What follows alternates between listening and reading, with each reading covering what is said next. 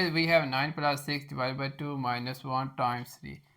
Okay, 9 plus 6 equals 15 divided by 2 minus 1 times 3. Right? Now 15 divided by 2 equals 7.5 minus 1 times 3. Now 7.5 minus 1 equals 6.5, right? And times 3. And now 6 plus 5 times 3 equals 19.5. This gives us 19.5, but this is wrong.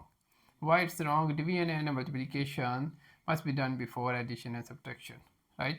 So now let's solve it correctly. Step 1, division and multiplication, right? So solve again.